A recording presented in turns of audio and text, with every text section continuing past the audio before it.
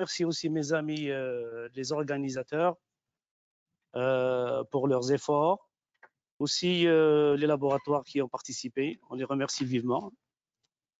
Je vous présente aujourd'hui l'actualité dans la maladie cœliaque. D'accord, comme vous savez, la maladie cœliaque est une entéropathie chronique qui est déclenchée, bien sûr, par l'ingestion, c'est une condition sine qua non, par l'ingestion du gluten. C'est chez des sujets génétiquement prédisposés et qu'on peut la diagnostiquer par plutôt de la sérologie.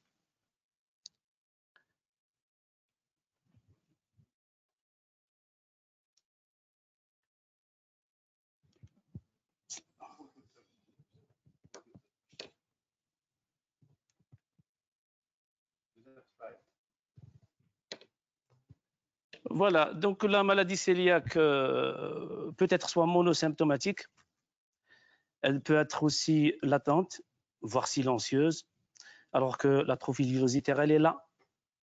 Et pratiquement, le dépistage systématique est recommandé dans les groupes à risque, notamment chez les malades qui ont des maladies génétiques, les maladies désimmunitaires, et que, attention, jamais de régime sans gluten, sans confirmation de la maladie. Et on va voir cela dans les slides suivantes.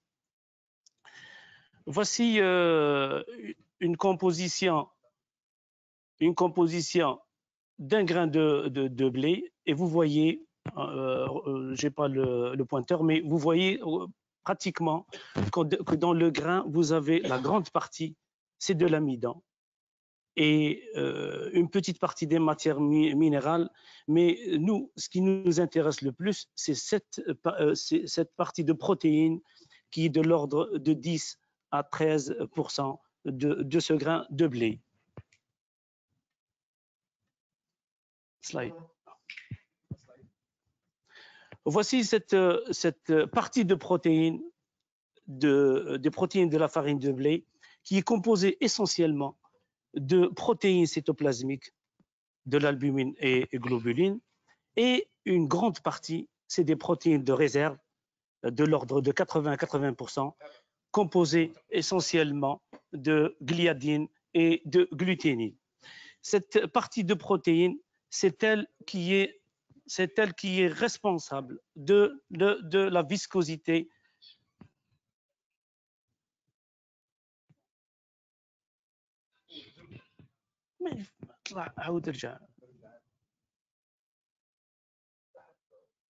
On s'excuse pour ce petit problème technique, mais je vais présenter comme ça sans mon image. J'ai dit que cette partie de protéines de réserve est responsable de la viscosité et de l'élasticité du pain. Et aussi, elle est responsable de la toxicité et de l'immunogénicité de ce gluten vis-à-vis de l'intestin. De l'actualité dans la maladie cœliaque, c'est que actuellement, on ne voit plus ces formes classiques des années 50, 60, 70, où l'enfant se présente par des symptômes type ballonnement abdominal, amyotrophie, retard staturo-pondéral, les fesses en rideau, et vous avez biologiquement un syndrome de malabsorption. On a actuellement peu de formes de ce tableau dans les consultations. Actuellement, c'est beaucoup plus les formes atypiques qu'il faut prendre en considération, notamment quand on a un enfant qui se présente pour des douleurs abdominales récurrentes, quand il a une anémie féréprive réfractaire, qu'il y a de la constipation au lieu de la diarrhée, et que si vous avez dans le bilan biologique une cytolyse, cette cytolyse qui peut témoigner de l'hépatite cœliaque, des vomissements, des anomalies de l'émail dentaire, même si vous avez un retard pubertaire, de l'asthénie, de la dermatite herpétiforme, c'est une dermatose qui évoque directement, a priori, une maladie cœliaque et qu'on doit demander de la sérologie dans la maladie, pour détecter la maladie cœliaque.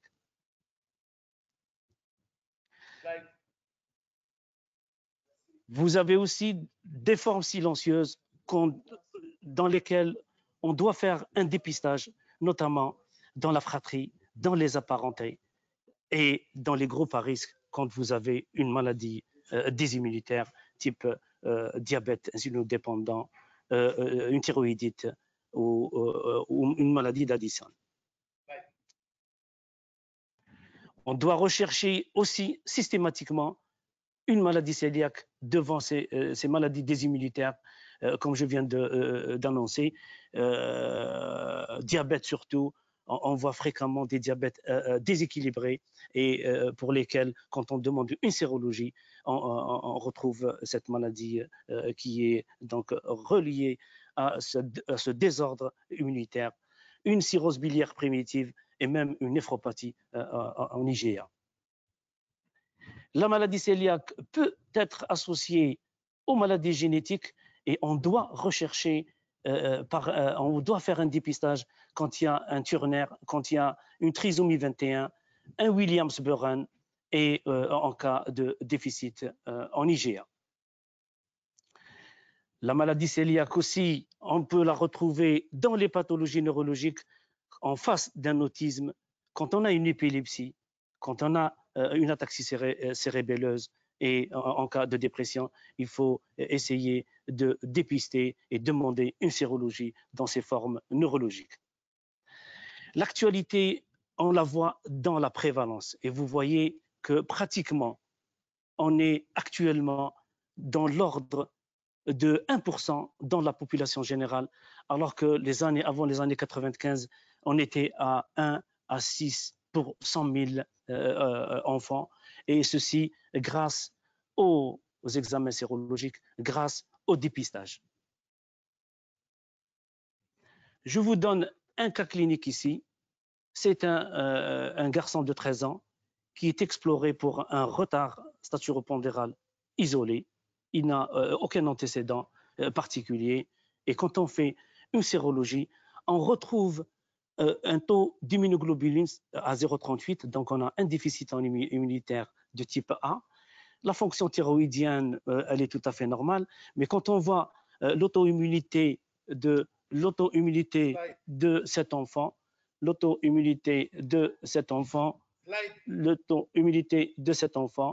on retrouve bien sûr les antitransglutaminases qui sont donc à un niveau bas, et on a des antitransglutaminases de type IgG qui sont de l'ordre de 25, donc pratiquement même pas 1,5 de la limite supérieure de la normale qui est aux environs de 18. Malheureusement, je n'ai pas le curseur ou le pointeur pour vous guider. Et quand devant ce tableau, on fait une endoscopie et vous voyez que c'est un enfant, c'est un cas relativement récent, il date de janvier 80. Et quand on fait une endoscopie, l'aspect est tout à fait normal du duodénum, et quand on pousse l'endoscope un peu plus loin vers le D2, D3, toujours il n'y a pas d'atrophie, un aspect tout à fait normal. Et on envoie les biopsies anapates. Et quand on reçoit l'anapate, regardez ce qui est entouré. Vous avez des lymphocytes, le taux de lymphocytes intraépithéliales de l'ordre de 55%, alors qu'il n'y a pas d'atrophie au niveau du bulbe.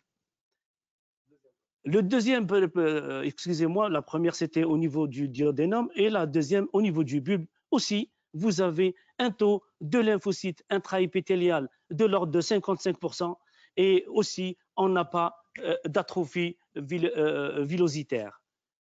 La conclusion de ce cas clinique, c'est que l'histologie, c'est-à-dire les biopsies histologie, est un examen clé dans ce cas de figure. Pourquoi? Parce que on n'a pas d'atrophie, mais on a une infiltration de pratiquement supérieure à 40% de lymphocytes intra-épithéliales.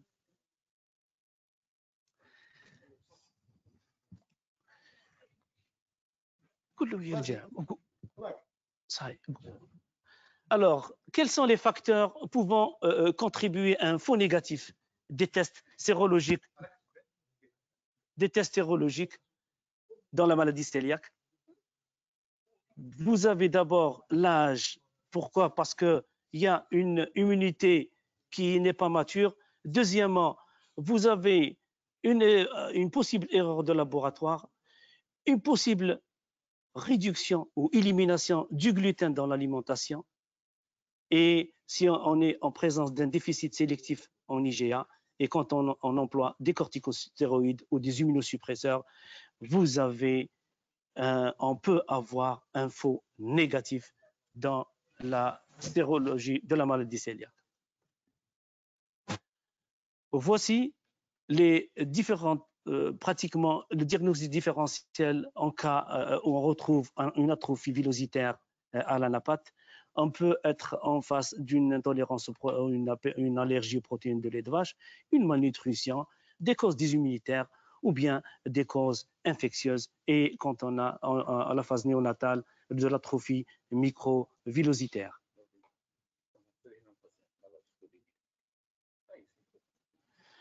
Alors, vous connaissez pratiquement la classification de Marsh modifiée, qui est au départ, on a juste une lymphocytose intra-épithéliale, c'est la phase infiltrative. Et vous avez en deuxième, le stade qui va suivre, c'est uniquement une hyperplasie cryptique. Et au troisième stade, vous avez le stade destructif, le partiel, puis le B, c'est le subtotal, et on a la phase terminale où on a l'atrophie villositaire totale.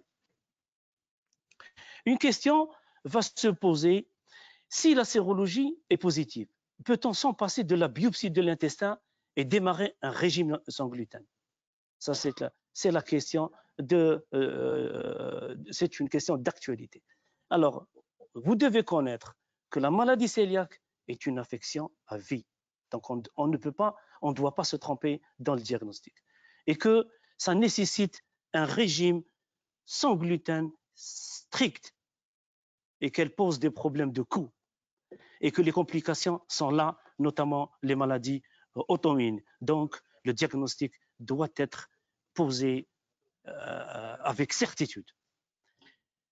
Qu'en est-il des guidelines de la Société européenne d'hépatogastronutrition pédiatrique de 2020? Qu'est-ce que nous dit? C'est que pratiquement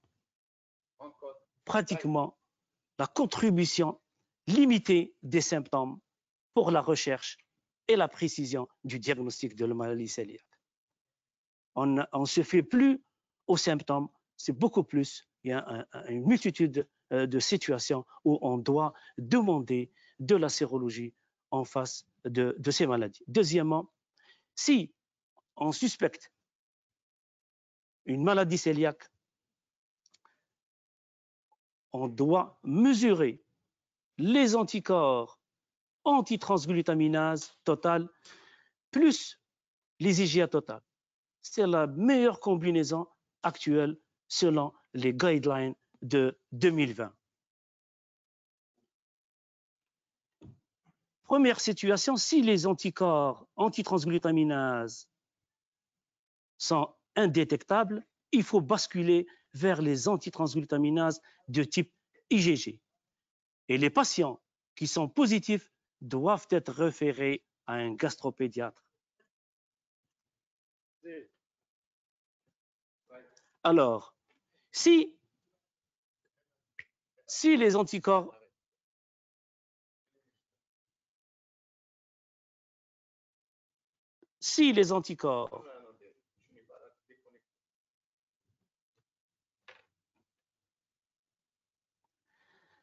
On s'excuse toujours pour ce problème technique.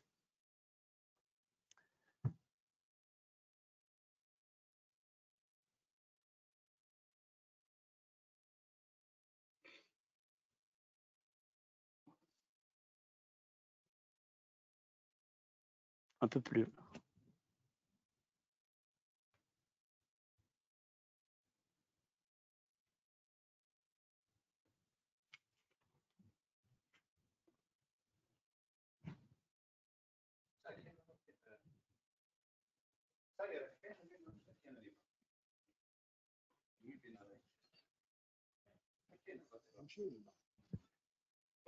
Remontez un petit peu, Sofiane.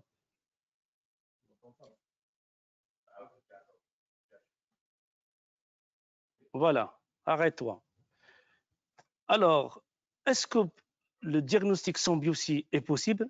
La seule situation où le diagnostic sans biopsie est possible, si vous avez des antitransglutaminases supérieures ou égales à 10 fois la limite supérieure de la normale et que la famille est d'accord, c'est très important, peut-être pas chez nous, mais ailleurs, ils veulent quelque chose de palpable, c'est-à-dire de l'histologie, et qu'à condition que les anti-endomésiums soient positifs sur un deuxième échantillon, là, c'est possible de retenir le diagnostic sans biopsie et que la détermination de l'HLA-DQ de DQ8 et les symptômes ne sont plus des critères obligatoires.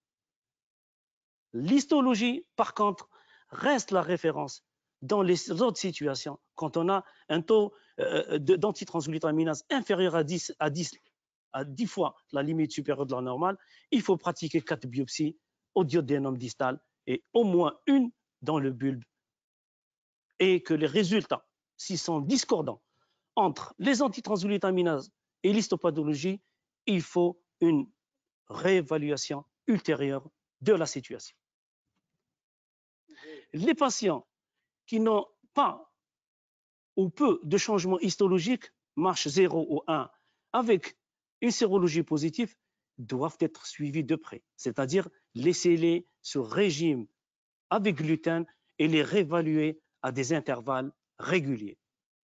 On arrive à au fameux iceberg de la maladie cœliaque et vous avez, regardez, vous avez 4 couches, c'est-à-dire vous avez le niveau 0, le 1, le 2 et le 3.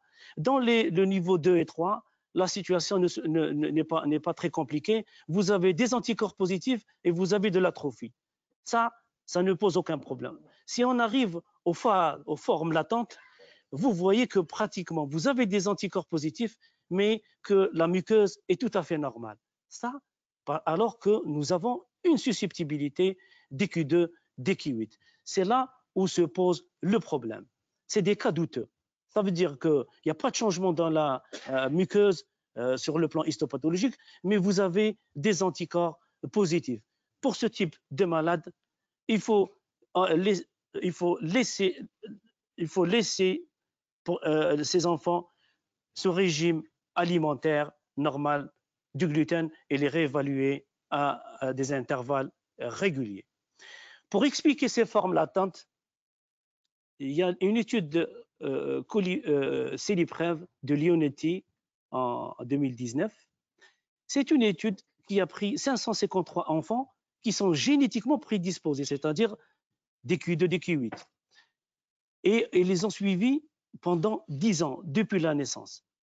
Et sur les 553, on a retrouvé 23 malades potentiellement cœliaques. C'est-à-dire chaque année, ils font des sérologies et si la sérologie elle est positive, on fait une biopsie. Et sur les 23 malades potentiels, 3 sont devenus réellement cœliaques et 19 ont vu leur anticorps au cours des 10 années se négativer. Et un, il avait des anticorps fluctuants, positifs, négatifs. Finalement, l'histologie est revenue négative. Vous voyez, sur 553, 22 potentiels, uniquement 3. Donc, c'est une proportion très infime. Finalement, l'histologie reste la référence dans ces formes latentes. les enfants, génétiquement, les enfants génétiquement prédisposés, avec un diagnostic de maladie cœliaque potentielle, le risque de progression vers la maladie avec un régime continu du gluten reste très faible à long terme. La conclusion, qu'est-ce qu'on peut dire? C'est que la maladie cœliaque peut être monosymptomatique, soit latente, soit silencieuse, et que l'atrophie villositaire reste la référence dans de nombreuses situations, et que le diagnostic actuellement de maladie cœliaque sans biopsie est possible. Les biomarqueurs, c'est-à-dire les sérologies, sont nécessaires pour le dépistage, l'orientation et la surveillance de la maladie. Et je vous remercie.